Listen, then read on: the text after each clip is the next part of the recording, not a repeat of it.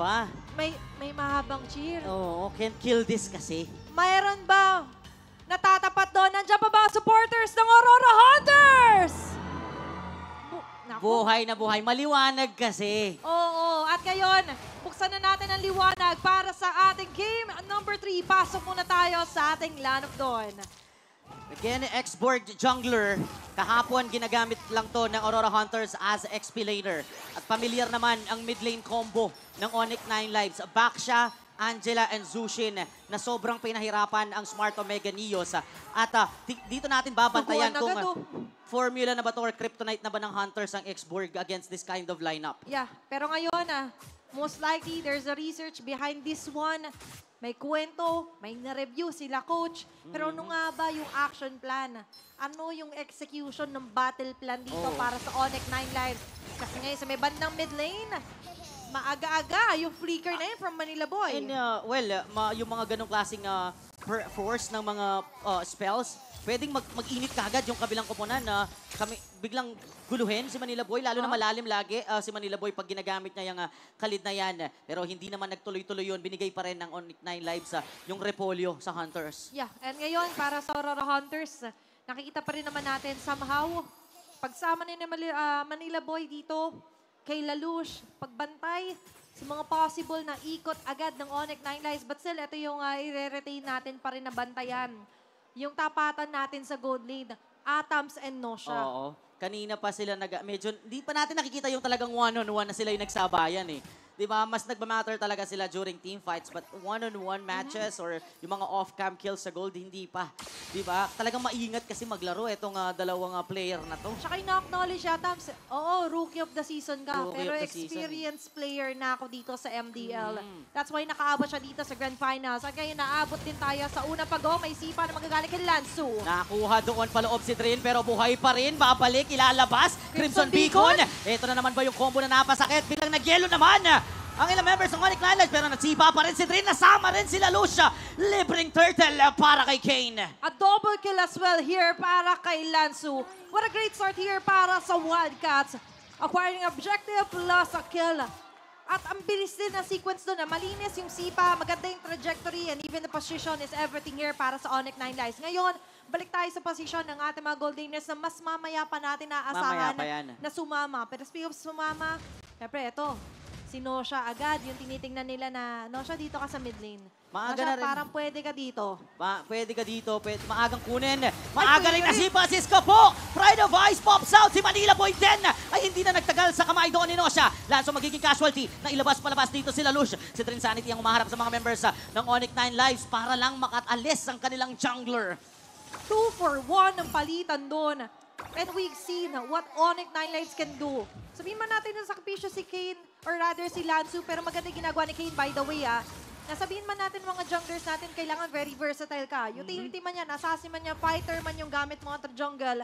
But as long as you keep your responsibilities tight dito, at may sinusunod silang listahan, Kane, kami na munang bahala sa damage. All you can do right now is disrupt the members of Aurora Hunters. At ngayon, medyo naistorbo. Nandyan yung sipa. Nandyan na naman ang katinatalampakan ni Lansu magmula kanina.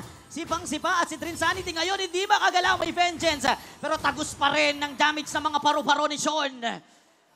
Yun yung butterflies in your head, hindi na butterflies in your stomach. Yun eh. Hindi Diba? na. Ang hirap ng posisyon doon, actually, in Trin Sanity. But of course, less later pa kasi natin makikita na mag-pop siya, na gumana. Pero ngayon, gumagana na agad. Yung pinaplano ng Nosha. Pinapagana agad si Nosha doon.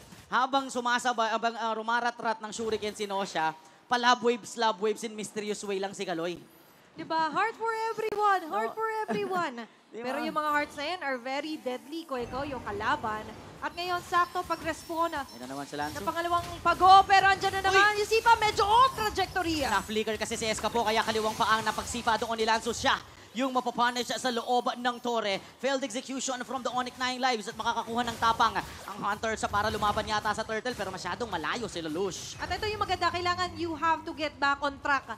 Kung naging off man yung sipa, okay lang kasi for Onyx 9 Lives ngayon makukuha nga nila pangalawang objective here para sa kanila and an off-cam kill. May naligaw at talagang nakadikit. Grabe yung Kaloy-Nosha combination, hindi talaga naghihiwalay. Kailangan na nakikita natin ngayon. Halos mag-holding hands while walking sila. Oo, hindi lang holding hands while walking, holding hands while damaging Well, damaging eh. the enemy hero. At ito yung Angela na pasugod, laging nakikita sa mapa, pero ngayon sugod kay Atams. Si Atam ngayon, nasa kanya yung mata. Dito ng kupunan ng Onyx 9 lives. And still, Lansu, yung mga sipa niya, walang humpay. Only sipa talaga. O, abot pa. Andun yung knock-up. Pero konting ambala lang din muna. Mas gusto muna dito ng Onyx 9 lives yung sigurado na nakaw pa ng jungle completo ng Aurora Hunter, sila Kane. Balik tayo sa may bandang mid lane. No siya, medyo pasugod. Diyan ang alam si Kane. They see me rolling, pero right now for Aurora Hunters, wala muna magiging galaw. Walang masyadong galaw doon. Hindi pa natin nakikita yung combo ng Angela and also nung Zushin. Yung carry talaga yung binabantayan so far netong ni Kaloy. Kasi hindi rin naman ganun katagal yung mga team fights natin, probably. Pero naging successful ang Onyx 9 Lives sa mga pitas-pitas dahil nga sa mga sipa and then yung mga naliligaw na pwesto ng Aurora Hunters. Yun kasi yung beauty kapag meron ka talagang show. You have the luxury to go for certain pickups, pero kailangan ingatan pa rin yung posisyon. At yung angulo ng sipa! Ayan na naman! Sakto pa! Tinatakan ng talampakan doon si Drin Sanity. May vengeance para tumagal. Ito na yung combo. Sean with the Crimson Beacon Lantern Flare. Si Kaloy nga lang ang mapapatay doon sa may likuran. Manila Boy ay madadamay. Ito na si Nosha sa kanyang mga shuriken. Si Escapo makakatakas ba? Flicker out para makasigurado. Kasama doon si Lalush. Samantalang naiwan sa ibaba. Itong Moskov ni Atams. Dugo ang aatras doon ng Aurora Hunters. Meanwhile for Onyx 9 lives. Hinahanap. They smell blood. They go for that blood. They go for that kill. At tulad nga na sinabi mo, ito yung strength talaga ng lineup na na-create nila Coach Wright.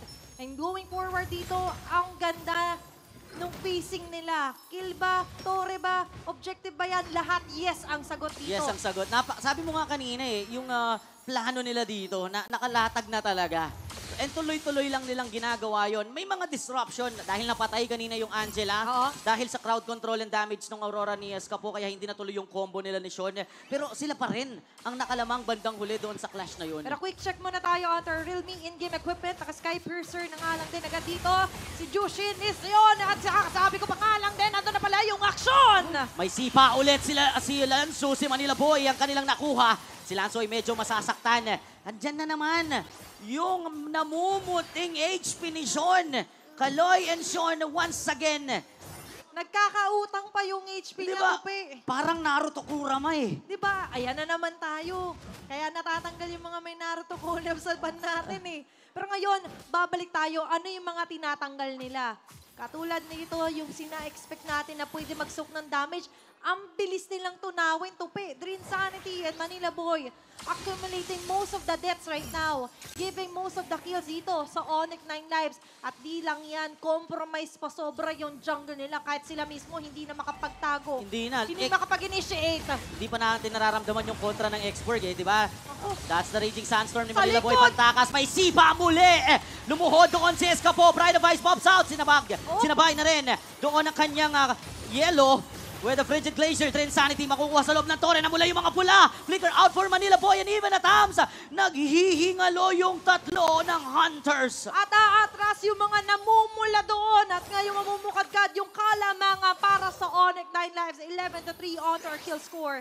Looking at our Realme in-game equipment, nagre-reflect na rin ng sobra dito onto the damage.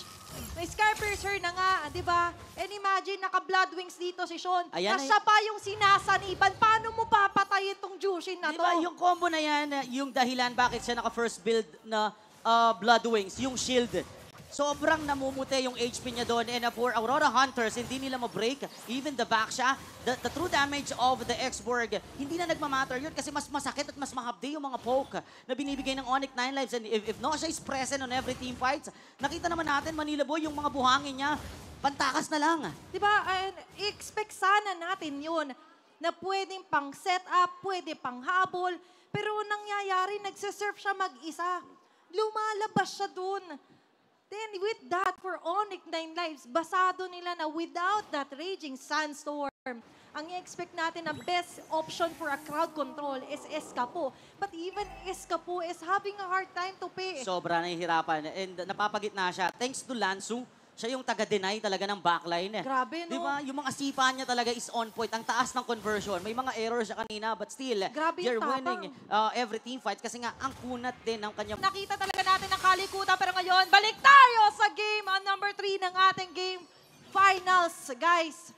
Ito na yung pinaka-inaantay nyo. Sa pagbabalik natin sa laban, muli, balikan natin lamang po dito ang Onyx 9 Lives onto the numbers. At ngayon, lamang sila sa posisyon. May Lord pa sa may bandang taas, tupi. Gamit ang Lord na to, kakatok ang Onyx 9 Lives doon sa may itaas sa lalaban sa depensa. Ako po na ng Hunters. Nagkasa. Nakapasok kagad sila pero nagyelo si Lanzu. No siya, maiibit. Ngayon, babalik na tayo ulit officially sa ating game number 3. Sa pagpatay kay Nosha kanina, lumaban ang sabayan. Ang Aurora Hunters kahit namula yung Insanity. tatlo sa kanila. Drinsanity na palalim. Ay! Nuulan naman ng mga yelo pero patay pa rin doon ng dalawa ng Hunters. Naka-recover ang Wildcats pero atras ang call ng kupunan dito ng Onyx 9 Lives. Okay, 2 sa 2 ang ating naging palitan. 3 naman ang matitira for both Onyx and Aurora Hunters. Now onto the defense ng Aurora Hunters. Lobo pa rin yung lead dito para sa Onyx 9 Lives and checking onto a Realme in-game equipment. Very important to notice talaga yung gap ng mga mid laners natin, hindi lang sa mga gold laners. At very important to kasi nga, hindi mahawakan, hindi mapatay man lang dito si Sean. Tingnan mo, naka-Sky Piercer na Zushin. Ganyan ka-confident etong Onyx 9 Lives sa Yeah. combo ng Angela and Tama. Zushin. At nagbubu ngayon. 6-0-6 po ang KDA ng Zushin na to. Hindi siya mahawakan, hindi siya magalusan ng Hunters. At ilan sa mga una kong nakita na nag-Sky Piercer sa isang Jushin is actually Super Friends, Onyx Oo. Philippines. At Onyx 9 Lives is doing it. Tila ba minamanifest? Tila ba gusto nila pangatawan na from Onyx din kami? At gusto nila maging eventually champion dito sa MDL. 13-5 current kill score natin. At tapatang gold din naman ang ating titignan. Kanina, tila ba naabot na si Nosha, pero hindi naaabot din para sa side ng Aurora Hunters ay si Atams. Yeah, kahit lugi ang Aurora Hunters, dahil buhay at tuloy-tuloy ang pag-farm ni Atams, hindi siya napag-iiwanan ng todo. Mabigyan lang siya ng tamang espasyo at mabigyan lang siya or tumagal lang yung kanilang mga front lines. Pwedeng magbigay perwisyo etong si Atams any moment. And Oo. any moment, pwede na rin magkaroon ng bakbakan sa Lord. Will Atams somehow save the day Naku! or save the game na naman? Kaso nasiba agad sila, Luz! Sila Lucian nakabungad at eto na naman yung combo ng Crimson Beacon Oh, Hardcard. no! Sean with a kill, Manila Sa Boy likod! ang nawala. Double for Sean, patay sila Lucia. Sa likod magagaling. Naipit! Naipit nga lang si Escapo doon kay Nosha. Pinalik sa nakaraan si Trin. Atams! At ubos na rin ang Aurora Hunters sa Maniac for Sean. And with that, mawa-wipe out ng Onyx 9 Lives ang Aurora Hunters. Mukhang hindi na sila kukuha ng Lord. Diretso na yata ang tingin nila sa base ng Aurora Hunters, tupi! Tuloy-tuloy ang atake ng Wildcats. Ito na ba ang katapusan? 2-1 para sa series na to.